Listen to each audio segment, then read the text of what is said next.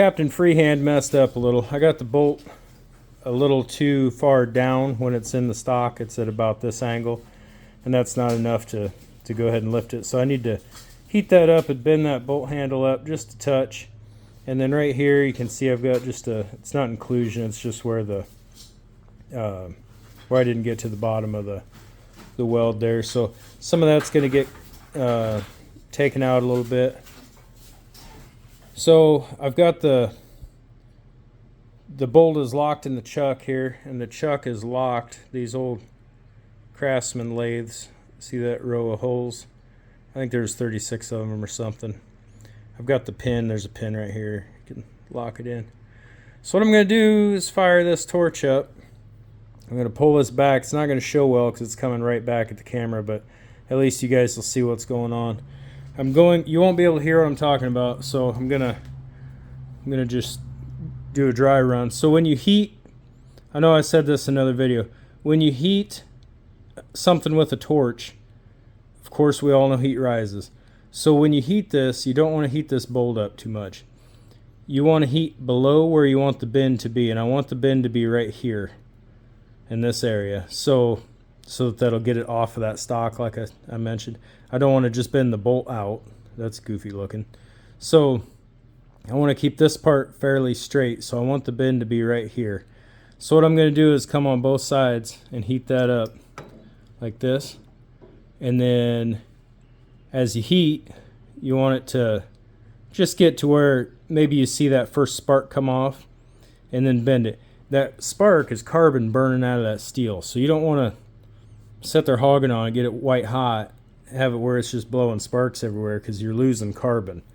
So anyway, I'm going to fire this up. It will be loud. I'm sorry about that, but I don't really have any way to control that at this point. So I'll get it fired up here, and I'll bend it with my pipe and show you how that all goes.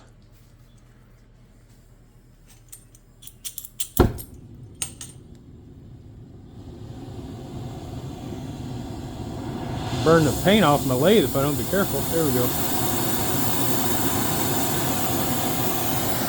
I used to have an asbestos, well, fiberglass blanket, sorry, not asbestos.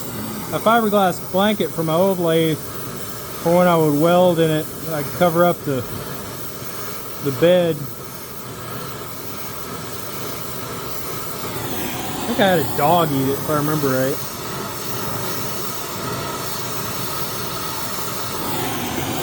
Okay, see how that's not much? You don't have to heat that much. But you see how that's a dull red all the way through.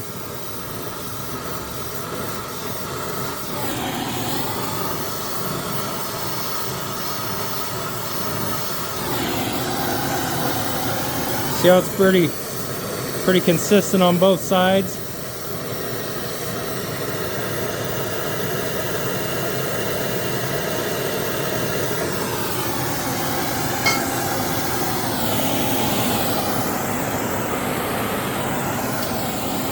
Y'all are saying he didn't do anything. I've done it.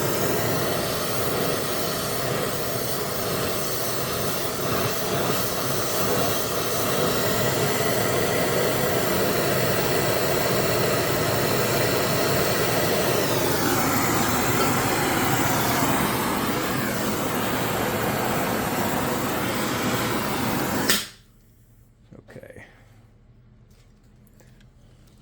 Now here's where you just grab the bolt handle. No.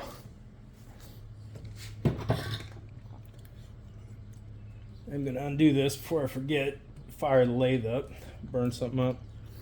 See my T-handle? I built that. I've been talking with my farrier. He went to farrier school in Oklahoma. And I asked him about borrowing his forge. He said, yeah, come get it. I don't have time to beat horseshoes out of bar stock. Okay. That's looking pretty good. I'll grab the action. I'll be right back. He says, I don't have time to beat horseshoes out of bar stock like I did when I was in college. Okay. That is a much better look here. See how that comes out? That was like way too, wow, that is hot. It was way too straight up and down. Man, that hurt.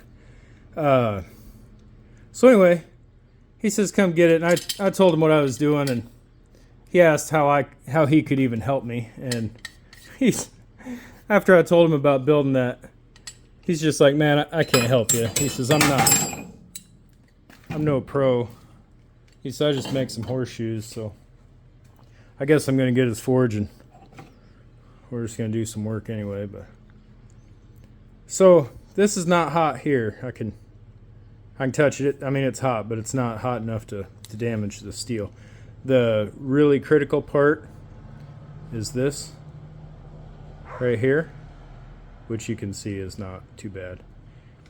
That's a hardened surface that you'd like to stay hardened, and of course the bolt head area, the whole area up here, needs to stay hard. So I can hold it. It's not that big a deal. But this is the bolt handle I turned. I did a little quick video of it spinning on the lathe. Like I said, I've got some work to do up here, but I'm going to flatten that out to this point here, so some of that'll just come out naturally. If not, we'll touch it up with the old TIG.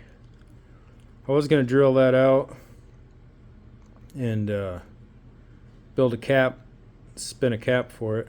Zoom in on that. Maybe not. But I don't think I will now. I might just weld that up or build a cap for it. But anyway, it's cooling down nicely. It's not as hot as it once was, although it just made smoke when I touched it. But that is the numb hand.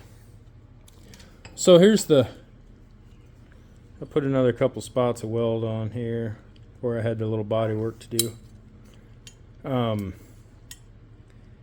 The 3-position safety is still not available, so I don't know what I'm going to do. I might build myself a thumb safety for it. I don't know for sure. I don't have the spring in that, so it's moving. So anyway, that's where I'm at on this. I've cleaned that up like I mentioned in a video earlier. It had a weird ring right here. I got that pretty well dealt with. So moving along. We'll see y'all in the next one. I'll let you know what we're doing.